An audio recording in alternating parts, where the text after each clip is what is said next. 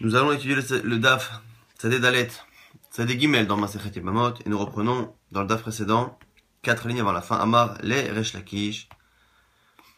Rabbi Yochanan a voulu prouver d'une Mishnah que les Kiddushin ne pouvaient pas prendre effet sur une Ibama qui était en temps de Fayiboum, si c'est un étranger qui lui faisait des Kiddushin. Et là-dessus, Resh Lakish répond, Marlé Resh Lakish, il a des Kalsar Gavra Rabba, Ava Amin Alach, Ana Matnitin Rabbi Akivahi. Si ce n'était que Rabbi Yanaï, qui est quelqu'un d'important, t'avait plus ou moins donné raison, moi j'aurais dit que de la Mishnah il n'y a aucune preuve. Le fait que là-bas, on a l'impression que la Ibama il n'y a pas de Kiddushin, c'est même pas une preuve qu'en général on pense, la halacha, que la Ibama n'a pas de Kiddushin, parce que la Mishnah aurait pu penser qu'elle est, selon l'avis de Rabbi Akiva, d'Amar en Kiddushin Tofsin Bechai Velavin, qui lui a une chita particulière, qui pense qu'il n'y a pas de Kiddushin qui peuvent marcher dans le cas où une relation est interdite par la Torah. Nous, on pense qu'il y a pas mal de relations interdites par la Torah dans lesquelles les Kiddushin peuvent marcher. C'est dans le cas où c'est karet ou plus grave qu'il n'y a pas de Kiddushin. Et donc, le fait que la Mishnah là-bas nous dise que dans la Ibama, il n'y a pas de Kiddushin, c'est peut-être la vie de Rabbi Akiva, et donc du coup, ce n'est pas une preuve que pour nous, Chachamim, on pense comme ça. Et Rabbi Akiva, qui a marla la chasha chalos lir yebimech, Litfeseba Kiddushin dea shama'ina le Rabbi Akiva dama adam makne davar shelo ba le'olam. La Gemara dit non, tu ne peux pas dire que cette Mishnah c'est Rabbi Akiva. Pourquoi? Parce que si c'est Rabbi Akiva, comme Rabbi Akiva par ailleurs, on va donner la référence, par ailleurs il pense qu'on peut dès à présent faire acquérir quelque chose qui n'existe pas encore, c'est une marloquette. Est-ce qu'on peut faire une transaction, une acquisition, à partir de maintenant, à propos de quelque chose qui n'est pas encore arrivé, qui n'existe pas encore, c'est une marloquette. Rabbi Akiva pense que oui. Or, dans la Mishnah, on avait dit c'est un homme qui disait à une femme, je te donne des kiddushin maintenant, et je veux que tu sois ma femme par ces kiddushin, mais lorsque ton beau-frère qui doit te faire khalitsa, qui doit te libérer de la misa de Yiboum, du chiyuv de Yiboum, t'aura donné ta khalitsa. Eh bien, comme la chose, là-bas la Mishnah nous dit qu'elle n'est pas Mekoudeshet. Or, selon Rabbi Akiva, puisque c'est quelque chose qui n'est pas encore arrivé, mais que lui pense qu'on peut faire des kiddushin avec, elle devrait être mariée. Et donc, du coup, c'est la preuve que ce n'est pas Rabbi Akiva. Et donc, du coup, on peut bien prouver que selon Chachamim, cette Mishnah-là nous apprend qu'il n'y a pas de kiddushin dans une Ibama. Au passage, la Gemara nous donne la référence, d'où sait-on que Rabbi Akiva pense que l'on peut acquérir ou faire acquérir quelque chose qui n'existe pas encore. Ditnan, une Mishnah. Propos de Nedarim, Konam Shani Osa Leficha, El Sarech Leafer. Une femme qui dit Konam, Konam c'est le Lachon que on utilise pour s'interdire ou pour interdire à quelqu'un d'autre le profit d'un objet comme un korban, comme un sacrifice. Une femme qui a dit que elle rend comme un korban, donc elle rend interdit à son mari tout l'argent qu'elle va gagner. La Gemara nous dit, premier avis, Mishnah, il n'y a pas besoin d'annuler le vœu, le mari n'a même pas besoin d'annuler le vœu, puisque l'argent que la femme gagne est un droit qui revient au mari, elle n'a pas le droit d'interdire au mari quelque chose qui, birlal, ne lui appartient pas à elle, mais au mari. Rabbi Akiva Omer, Yafer. Shema tardif alav yotem minera oilo. Rabbi Akiva nous dit, non, il faut faire un foran nedarim, annuler le vœu, pourquoi? De peur que cette femme-là, à l'avenir, gagne plus d'argent que ce qui revient normalement au mari. Le mari doit bénéficier de ce que la femme gagne, parce que de l'autre côté, lui, il a une misa de la nourrir. Mais si la femme a des revenus qui dépassent ce qui revient de manière logique au mari, eh bien, à ce moment-là, son néder prend effet, puisque le néder ne prend pas effet que s'il est contredit par le fait que ses revenus à elle lui appartiennent à lui. Mais comme une partie des revenus éventuels pourrait ne pas appartenir au mari puisqu'il dépasserait la normalité, eh bien, il faut faire un faran nedarim. Quoi qu'il arrive, selon Rabbi Akiva, la question ne peut se poser que si on part du principe qu'on peut aujourd'hui acquérir, faire acquérir ou interdire des choses qui n'existent pas encore, puisque ces éventuels profits futurs et profits, ces surplus de profits n'existe pas encore à l'heure actuelle. On voit que selon Rabbi Akiva, le vœu prendrait effet, et donc il faudrait faire une annulation. De là, on voit qu'on peut faire acquérir des choses qui n'existent pas encore, Ça, c'est la preuve que Rabbi Akiva pense comme cela. Et donc, du coup, on ne peut pas dire que c'est lui le Tana de la Mishnah. Resh Lakish qui pense que c'est lui le Tana de la Mishnah va donner un autre avis. Ha'itmar Allah, Amar Ravuna Bered et Rav Yoshua, qui disent au sujet de cette Mishnah qu'on ne parle pas d'une femme qui a interdit à son mari le Maaseh, c'est-à-dire le fruit de ses mains, donc le salaire. Mais la chaîne, elle est comme ça. Beomeret, ikat deshu yadai les ancm. Que mes mains soient interdites. Que mes mains soient interdites.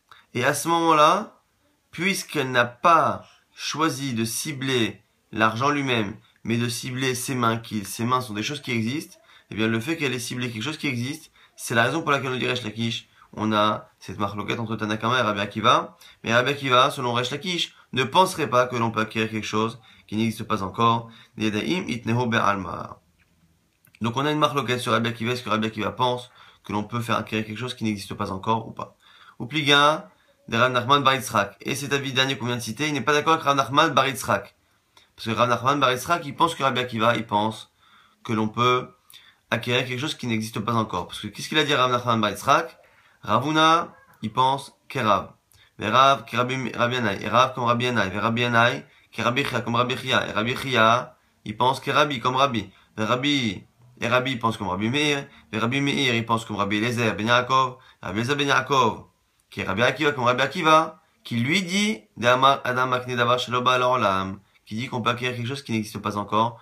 Une manière de dire plus ou moins que tous ces avis cités, eh bien, pensent qu'on peut faire acquérir quelque chose qui n'existe pas encore. Et la Gemara maintenant va s'atteler à trouver toutes les références pour nous montrer que tous ces chachamim pensent ainsi. Ravuna, Maï, Ravuna, dont c'est qui pense là, Deitma, Amocher Perod Dekel Achavero, celui qui vend les fruits des fruits de son palmier à son prochain. Amar Ravuna, Ashelo Ba'u La'olam Yachol Lahazorbo, Misheba'u La'olam En Yachol Lahazorbo. Tant que les fruits, donc il a vendu les fruits avant même que les fruits arrivent. Tant que les fruits n'ont pas encore poussé, il peut annuler la vente. Dès qu'ils ont poussé, il ne peut plus. Et Rav Nachman, il dit quoi?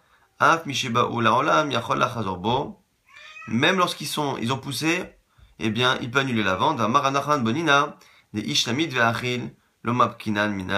Mais par contre, je suis d'accord que si le vendeur, si l'acheteur plutôt a déjà arraché les fruits et les a mangés, on ne peut plus revenir. Quoi qu'il arrive, on voit ici que on parle de revenir éventuellement sur une vente et de savoir jusqu'à quel moment on peut revenir. Mais on part du principe que la vente elle-même, elle est valable, alors que dès le départ, on a statué, on a essayé de vendre ou d'acheter une récolte qui n'existait pas encore. Rav, dont c'est que Rav pense comme ça aussi, Damar Ravuna Marav, qu'on a dit au nom de Rav, Homel Achavero, c'est des eaux, Shani Lokar, Ikshei Kahena, Knuy Alecha Me'arshav, Kana. Celui qui achète un champ. Il dit à son copain, lorsque je vais acheter ce champ, eh bien, je veux que dès que je l'achète, il te soit acquis à toi. Donc il a statué maintenant, alors que maintenant le champ ne lui appartient pas, il a déjà écrit le document de don, comme quoi le champ qu'il va finir par acquérir, je te le donne dès maintenant. Dès maintenant, je te donne le champ que je vais acquérir. Donc on fait un don, mais qui ne sera valable que lorsque j'aurai acquis un champ, et donc c'est quelque chose qui n'existe pas encore dans ma propriété. Je fais un don d'une propriété qui ne m'est pas encore mienne.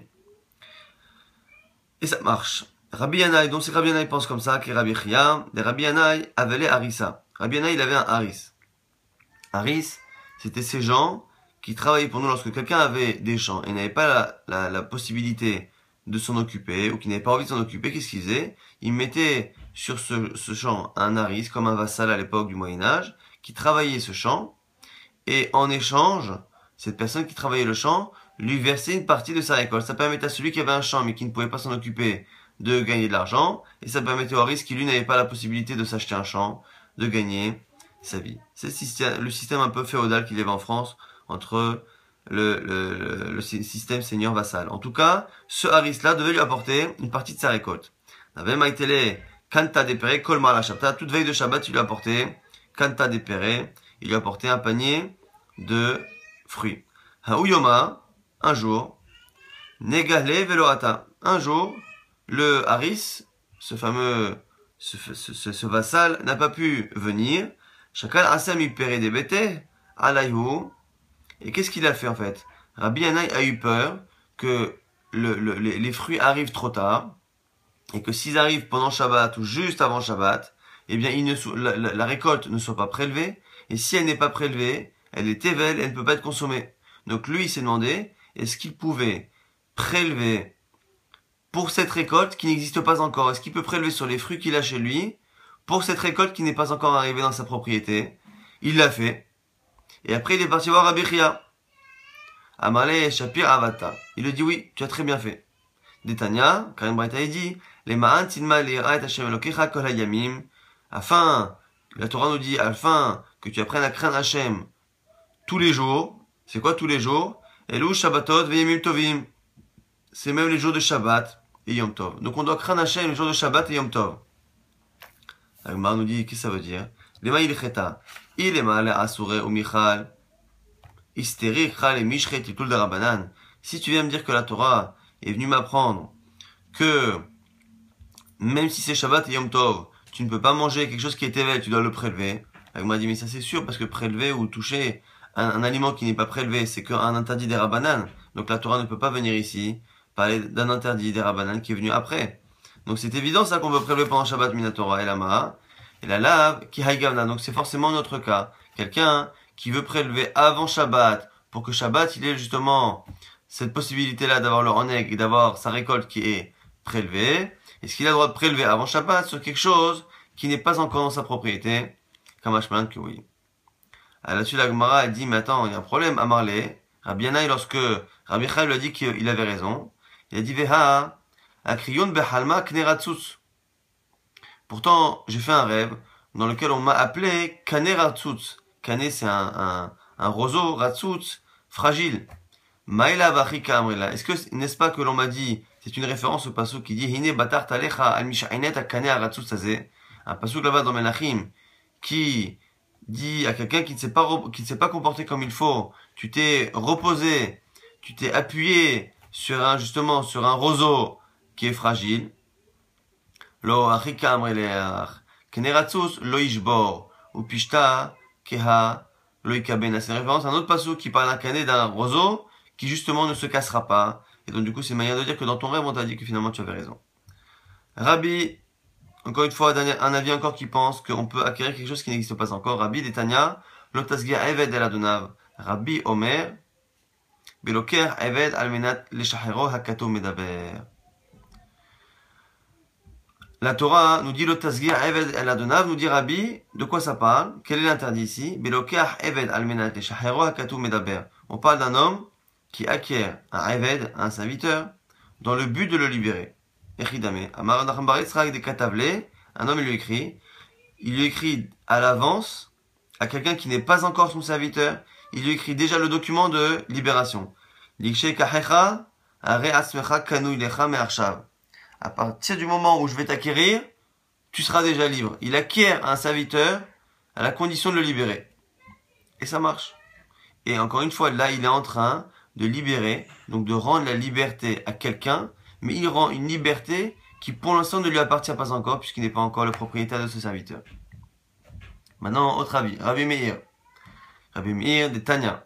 Haomer laisha, areat mekudeshet li, lachar shetgayen, lachar shetitgayri, lachar שתשתחרר, לאחר שתשתחררי, לאחר שימות בעלך, לאחר שתמות אחותך, לאחר שחלוס לך יבימך, אינה מקודשת. Premier avis, qui n'est pas Rabbi Meir, mais qui pense que tout celui qui fait des kiddushin, conditionné au fait qu'il va se convertir, qu'elle va se convertir, qu'elle va être libérée, qu'il sera libéré, que son mari, elle, va mourir, ou qu'elle aura fait le hiboum, ou enfin la khalitsa, ou que sa sœur elle décède, quoi qu'il arrive, il fait dépendre les kiddushin de quelque chose qui n'existe pas encore, ça ne marche pas. Rabbi Meir Omer, Rabbi Meir dit Mekudeshet, elle est mariée. Et donc on voit qu'on peut très bien faire des kiddushin à partir de maintenant sur quelque chose qui n'existe pas encore.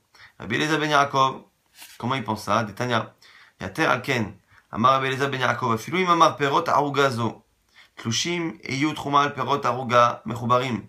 ופירות ערוגה מחוברים על פירות זו התלושים לכשיביאו שליש ויתלשו, והביאו שליש ונתלשו, דבריו קיימים. Nous dit Rabbi Eliezer ben Yaakov que même quelqu'un qui a deux parties de la récolte, une partie où les fruits ont été déjà cueillis, d'autres qui n'ont pas été cueillis, une où la récolte a porté déjà, a poussé un minimum pour qu'on puisse prélever, et l'autre où elle n'est pas encore consommable, celui qui a prélevé sur la partie en conditionnant que le prélèvement prendra effet quand la partie qui n'a pas encore poussé aura poussé, ou quand elle sera cueillie, celui qui a fait dépendre son prélèvement actuel d'un avenir qui n'est pas encore arrivé, donc le fait que ça pousse, le fait qu'on les cueille, eh bien, ça marche.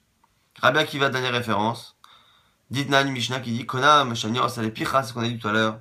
Et une autre saïr, il a affaire Rabbi Omer, il a affaire Shema Ta'adif, Alav, Yatem, Inara Oilo, c'est la femme qui interdit son salaire, tout ce qu'elle gagne, à son mari. Premier avis qui dit qu'elle n'a pas besoin d'annuler puisque ça revient à son mari depuis le départ, donc elle ne peut pas interdire quelque chose qui n'appartient pas à elle, qui ne lui appartient pas à elle. Et Rabbi Akiva dit oui, de peur qu'elle ait des surplus de gains qui ne sont pas inclus dans ce qui revient au mari, et de là on voit que le fait qu'elle interdise dès maintenant, dès à présent, des revenus qui pour l'instant n'existent pas encore, ça marche. On avait vu que Abaye, au nom de Ravuna Beret et Rav Yoshua, avait une compréhension différente de cette Mishnah, qui permettait de dire que Rabbi Akiva ne pense pas comme ça. On revient à notre Mishnah. On a dit dans la Mishnah qu'une femme qui s'est mariée sur la foi d'un seul témoin, eh bien, elle ne peut pas revenir ni avec son premier mari, ni avec son second mari. Maintenant, la question, Baroumine, on pose la question, mais Rav Shechet à Rav Shechet. Edechad bimama, mahu. On a vu qu'une femme dans l'absolu qui a eu un seul témoin, le Bédine l'autorise à se marier. Maintenant, est-ce qu'on l'autorise à faire yiboum? Est-ce qu'on l'autorise à se marier avec le frère de son mari? Elle m'a dit, et elle va dire, ça dépend de la logique pour laquelle on autorise une femme à se marier en général sur la foi d'un seul témoin. Est-ce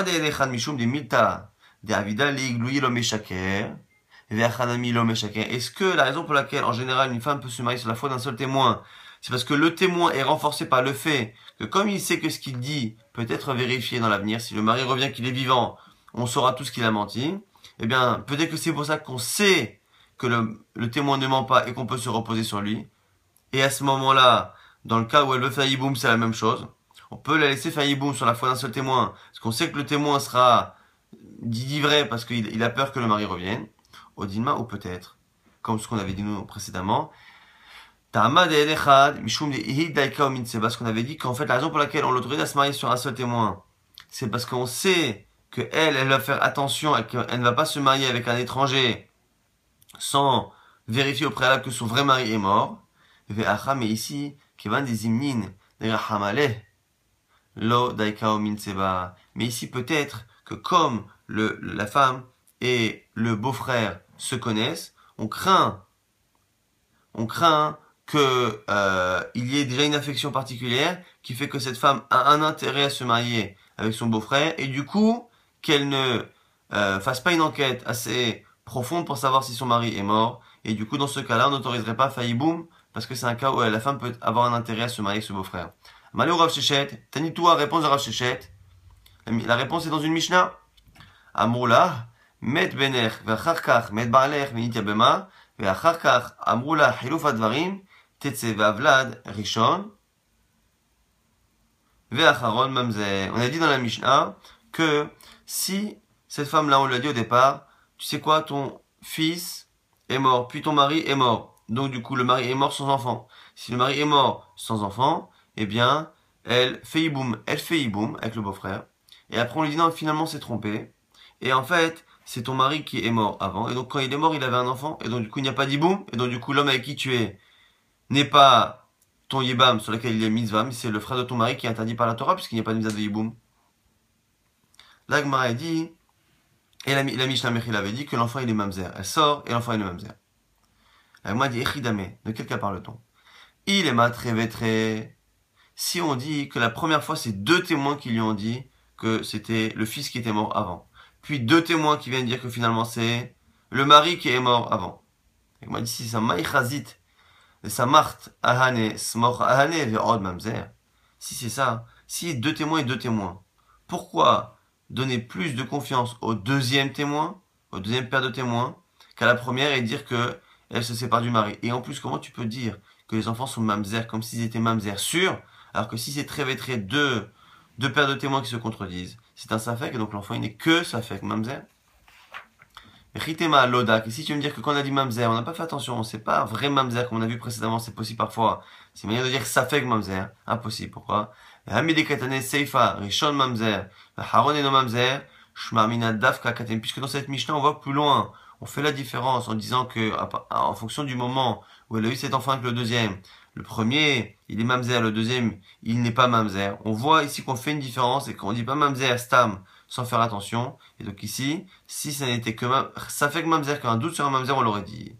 Et là, shma amina, had. Et donc du coup, la seule possibilité pour dire que c'est mamzer, c'est qu'en fait, la première fois, c'est un seul témoin qui a dit que son mari était mort, mais après la mort de son fils. Mais tamanatu betre, akrashua, halavachi meiman. Et on voit que une femme qui avait un seul témoin qui est venu lui dire que son fils était mort et puis son mari, eh bien elle a fait yiboum. Et ça n'est que si éventuellement il y a deux témoins qui viennent après lui contredire que ça lui pose des problèmes. De là on voit que dans l'absolu, on peut faire yiboum sur la foi d'un seul témoin. Et dans la suite de la Gemara demain, on étudiera Iked Amré, une autre version de la She'ela que l'on a posée à Rav Shechet.